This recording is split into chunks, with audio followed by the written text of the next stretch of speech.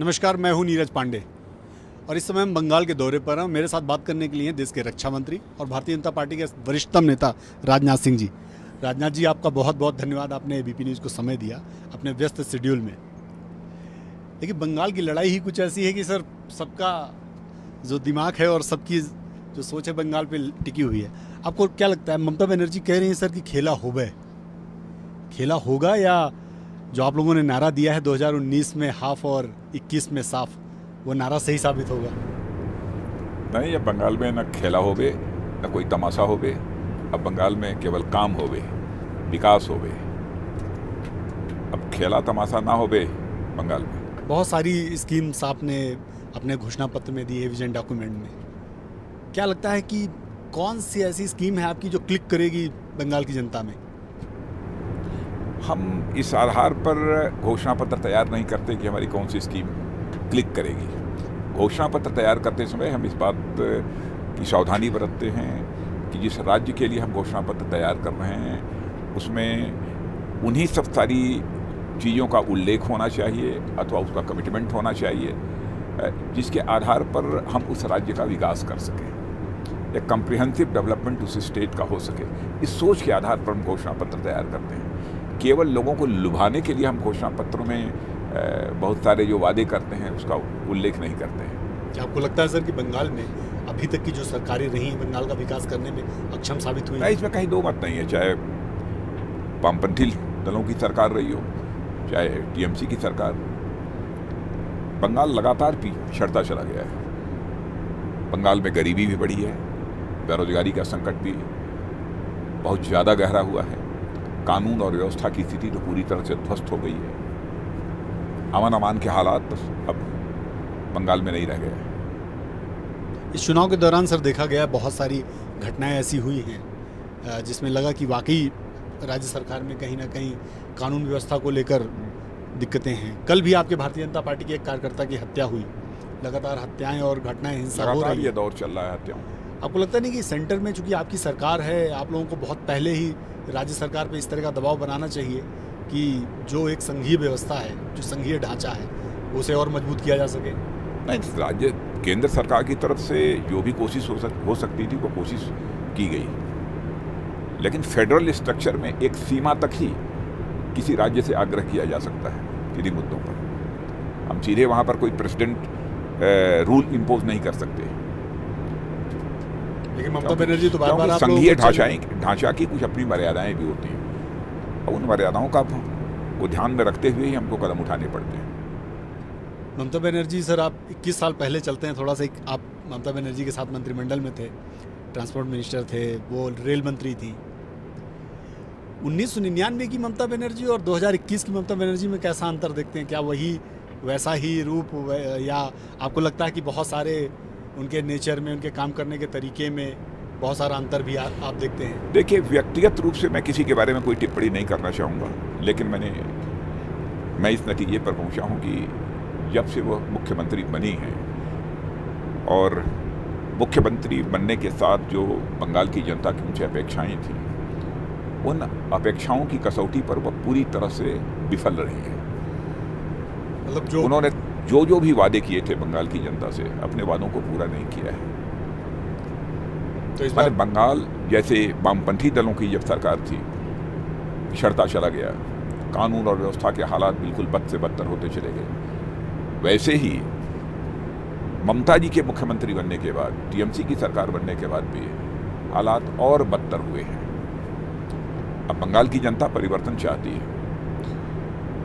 Bharatiya Janata party की तरफ एक विश्वास भरी नज़रों से बंगाल की जनता देख रही है, क्योंकि डेवलपमेंट और गुड गवर्नेंस, विकास और सुशासन का एक ट्रैक रिकॉर्ड जो भारतीय जनता पार्टी का, वो बहुत ही शानदार है। अब केंद्र में आप देखिए, विगत 7 वर्षों से हमारे प्रधानमंत्री मोदी जी के नेतृत्व में सरकार काम कर रही है। जन सामान्य का भरोसा सरकार के प्रति भी और हमारे प्रधानमंत्री के प्रति भी निरंतर बढ़ता जा रहा है। इस सच्चाई को कोई नकार नहीं सकता है। तो मतलब बंगाल की जनता चक्का मारने के लिए तैयार है? तो बंगाल की जनता अब यह महसूस करने लगी है कि सचमुच ऐसी सरकार चाहिए बंगाल के लिए जो कि बंगाल का विकास कर सके। बंगाल को सुशासन दे सके, गुड गवर्नेंस दे सके, यहाँ के लॉ एंड ऑर्डर की सिचुएशन को ठीक कर सके।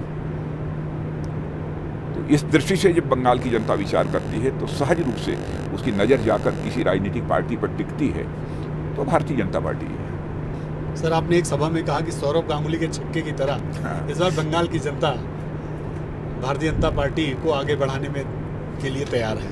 नहीं, ये बात मैंने भाजपा कहाँ पाती है अपने आप को अभी तक के चुनावी अभियान में? नहीं, हम बिल्कुल सिक्सर मारने की स्थिति में है इस समय। हाँ, ये चुनावी मैदान है, चुनावी मैदान में हम सिक्सर मारने की स्थिति में है बंगाल में। लेकिन सर सौरभ गांगुली की बात तो मैंने इसलिए कही थी कि जितने भी क्रिकेट प्रेमी हैं इस सच्चाई को जानते हैं कि जब क्रीज क्रॉस करते थे क्रिकेट के मैदान में सौरभ गांगुली, लोग कहते थे कि अब सौरभ गांगुली निश्चित रूप से सिक्सर मारेंगे, छक्का मारेंगे। लेकिन तो वैसे ही लोकसभा के चुनाव में बंगाल की जनता ने हम लोगों को चुनावी मैदान में क्रीज क्रॉस करा दिया है, क्योंकि बंगाल का जो लोकसभा चुनाव हुआ था उसमें 18 सीटों पर भारतीय जनता पार्टी को विजय दिलाना बहुत बड़ी बात थी। तब हम भी चुनावी मैदान में क्रीज क्रॉस कर चुके हैं, तो निश्चित रूप से छक्का मारेंगे इस बार और 200 से ज़्यादा सीटों पर भारतीय जनता पार्टी को विजय प्राप्त होगी।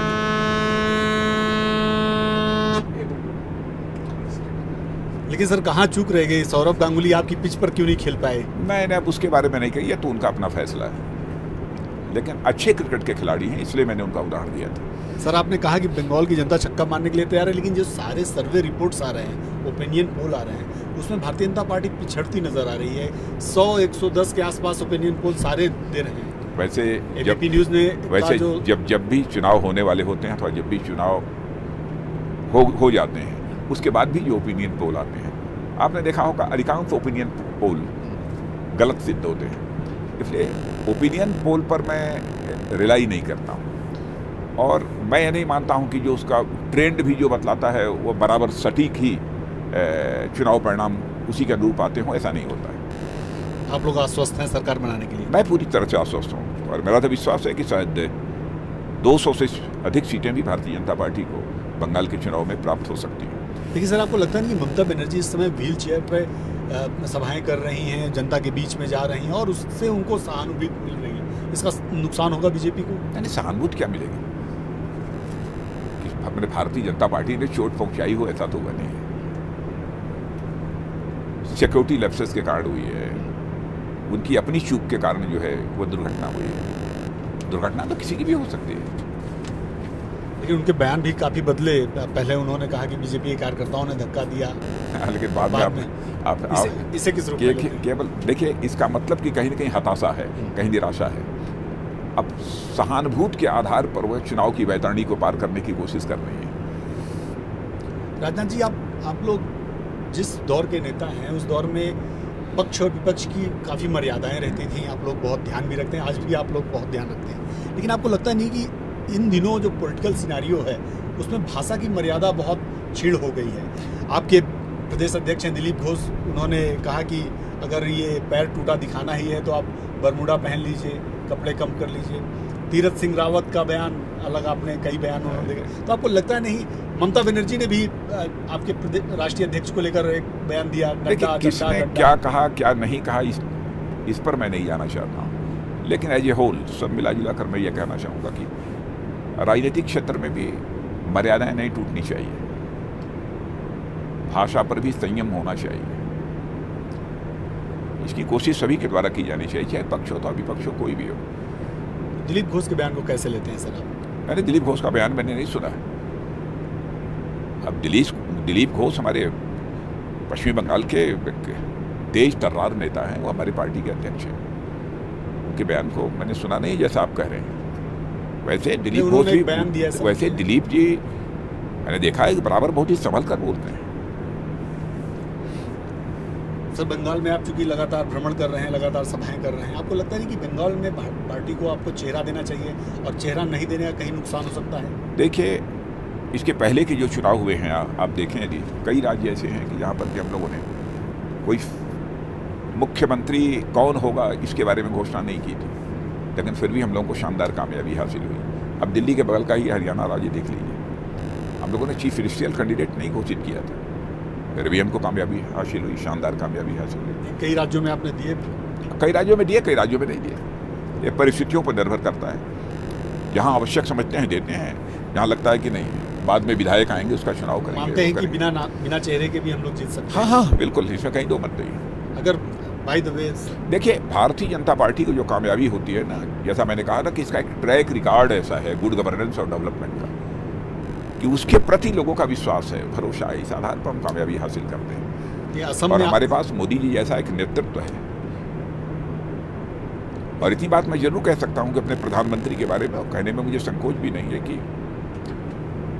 एक क्राइसिस ऑफ क्रेडिबिलिटी, एक विश्वास का जो संकट होता है, उसको भारतीय जनता पार्टी ने भी और हमारे प्रधानमंत्री ने भी एक चैलेंज के रूप में स्वीकार किया है, चुनौती के रूप में स्वीकार किया है।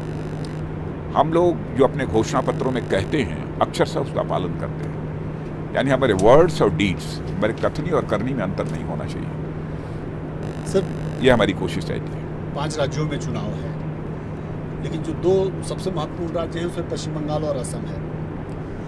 बंगाल में सीए को लेकर आप लोग बहुत मुखर हैं कि हम जैसे ही सरकार आएगी पहली कैबिनेट में हम सीए को लेकर आदेश देंगे और सीए को इम्पोज करेंगे।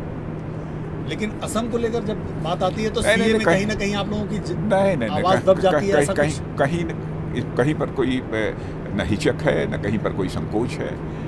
बंगाल के बारे में भी हम कहा है कि हम आएंगे तो जो भी वहाँ पर ये नागरिकता कानून है उसको हम लागू करेंगे।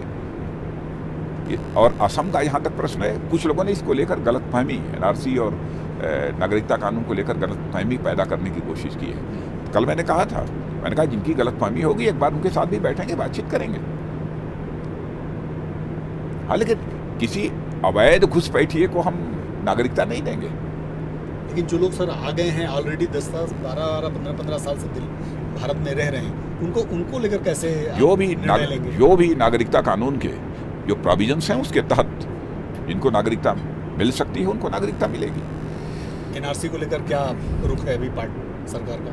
नहीं, जो कुछ भी कहा है कि उसमें पूरी तरह से क्लैरिटी है, कहीं पर कोई संदेह नहीं है। लेकिन असम को लेकर जो भ्रम है तो असम के लोगों को विश्वास में लेकर उनकी गलतफहमी को हम दूर करके सर हम आगे बढ़ेंगे। भारतीय जनता पार्टी में आप इकलौते बड़े नेता हैं जिनको माना जाता है कि विपक्ष में भी उनकी बड़ी पूछ है और विपक्ष भी उनकी बात को मानता है और सराहता है। नहीं, आपको लगता है कि ममता बनर्जी सरकार में बहुत सारी ऐसी स्कीम्स हैं जो सेंटर की स्कीम्स हैं लेकिन अभी भी बंगाल में लागू नहीं लागू किया, और जरूरत पड़ने ऐसा नहीं होना चाहिए। जरूरत पड़ने में क्या आपको लगता है कि अगर ममता सरकार वापस आती है तो ममता बनर्जी से आप बात करेंगे ताकि सेंटर की जो स्कीम्स हैं फिर से लागू हों, उसको बंगाल की जनता को भी उसका लाभ मिले? अब ममता जी की सरकार फिर आएगी इसके बारे में तो बिल्कुल कल्पना भी अब नहीं की जा सकती। वो सरकार आने का तो प्रश्न ही नहीं खड़ा होता। लेकिन जहाँ तक केंद्र की योजनाओं को लागू करने का प्रश्न है, मैं समझता हूँ कि यदि केंद्र की कोई योजना है और जनता के हित में वह योजना है, हर राज्य को उसे लागू करना चाहिए और पूरी ईमानदारी के साथ लागू करना चाहिए। असम को लेकर क्या रुख है सर आपका?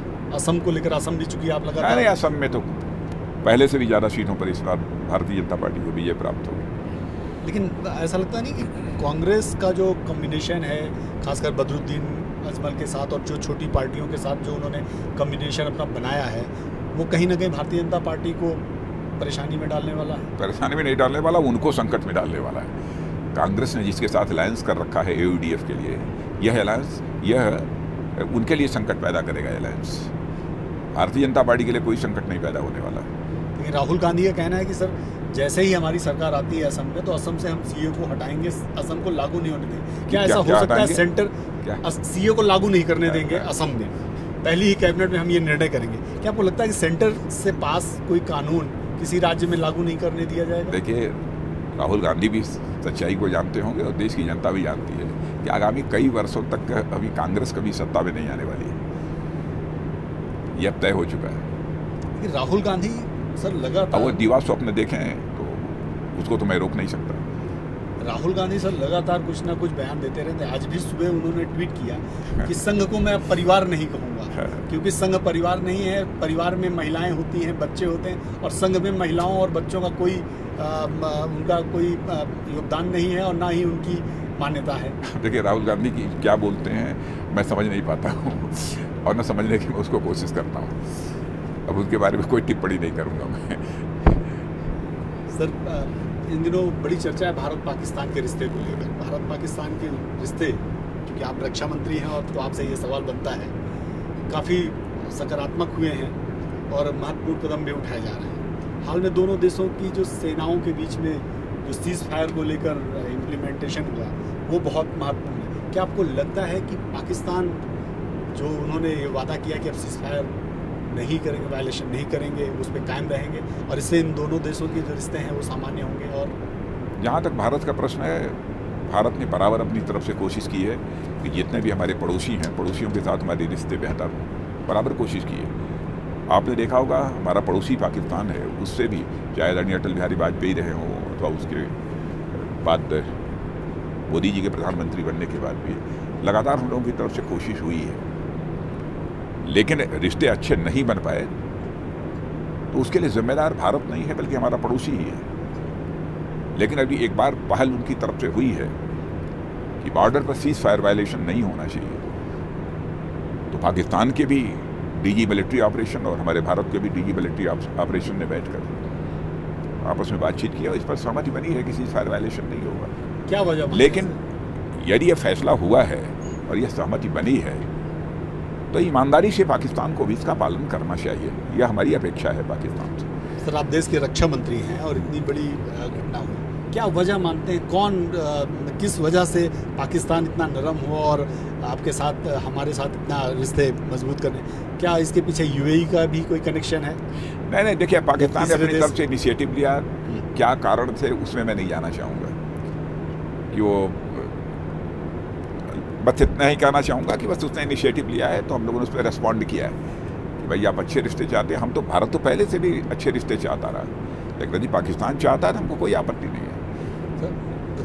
लेकिन आतंकवादियों को प्रश्रय देना, सह देना, अब इस पर बहुत ही गंभीरतापूर्वक और ईमानदारी से पाकिस्तान को भी रोकने के लिए कोशिश करनी होगी। सर, प्रधानमंत्री नरेंद्र मोदी ने अभी इमरान खान जी को पत्र लिखा, वहाँ से भी उनके लिए जवाब आया। ये चेंज ऑफ हार्ट कैसे हुआ? ट्वीट भी उससे पहले प्रधानमंत्री जी ने किया था। ये चेंज ऑफ हार्ट कैसे हुआ? चेंज ऑफ हार्ट इसको मत मानिए, प्रारंभ से ही हम लोगों की यह कोशिश रही है कि सभी पड़ोसियों के साथ हमारे रिश्ते अच्छे हो, केवल पाकिस्तान के साथ नहीं, सभी पड़ोसियों के साथ अच्छे रिश्ते हो। सर, आपसे अब लेकिन ये हम लोगों की तरफ से कोशिश बराबर रही है, इस बार पाकिस्तान ने थोड़ा रिस्पॉन्ड किया है। ये कब तक चलेगा? इसका अब कब तक चलेगा ये तो हमारे पड़ोसी पर ही निर्भर करेगा, क्योंकि वो हमारी तरफ से न कभी वायलेशन हुआ है और हमारी तरफ से कभी सीज फायर का वायलेशन होगा, और न तो रिश्ते भी कभी बिगाड़ने की हमारी तरफ से कोशिश हुई है, न भविष्य में भी होगा। सर, आपसे एक बहुत महत्वपूर्ण सवाल, क्योंकि हमारे आदरणीय अटल बिहारी वाजपेयी जी भी कहा करते थे, बराबर इस बात को ध्यान में रखना चाहिए कि दोस्त जिंदगी में बदल सकते हैं लेकिन पड़ोसी नहीं बदल सकता, इसलिए बराबर पड़ोसी के साथ अच्छे रिश्ते बना के रखने चाहिए। तो इसी पहल के तहत ये सारी चीज़ें हुई? नहीं, इस सोच के तो मैंने कहा बहुत पहले से हैं, अटल बिहारी वाजपेयी जी जब थे उस समय से हैं हम लोग। सर, एक बहुत महत्वपूर्ण सवाल है आपसे, चूँकि रक्षा मंत्री हैं देश के आप, तो आपकी राय जानना चाहूँगा। भारत के रक्षा मंत्री के नाते, क्योंकि पाकिस्तान की जो सेना प्रमुख है बाजवा साहब, उन्होंने एक बयान दिया था, उनका कहना है कि हमने पास्ट से सबक सीखा है और भारत से मसलों पर, हर मसलों पर बातचीत करेंगे, सकारात्मक बातचीत करेंगे, स्वागत है, और उसी से समझाना चाहते हैं, और इसका स्वागत है। तो आगे भी इसी तरह चर्चा चालू रहेगी? नहीं, यदि पाकिस्तान तैयार हो तो मुझे चर्चा करने में कोई बिल्कुल संकोच नहीं है। शांति बहाली के और कदम बिल्कुल शांति बहाली के कदम उठाने को हम तैयार हैं। चलिए सर, बहुत बहुत धन्यवाद आपका हमसे बात करने के लिए। राजनाथ सिंह जी थे, देश के रक्षा मंत्री और भारतीय जनता पार्टी के वरिष्ठ नेता, बंगाल दौरे पर हैं लगातार। एबीपी न्यूज़ को उन्होंने समय दिया, एबीपी न्यूज़ से बहुत सारी बातें की और इनका मानना है कि भारतीय जनता पार्टी पश्चिम बंगाल में 200 से ज़्यादा सीटें जीतकर इस बार वहाँ सरकार बनाएगी और ममता बनर्जी की वापसी के कोई भी उम्मीद नहीं। कैमरामैन कपिल के साथ नीरज पांडे, एबीपी न्यूज़, पश्चिम बंगाल।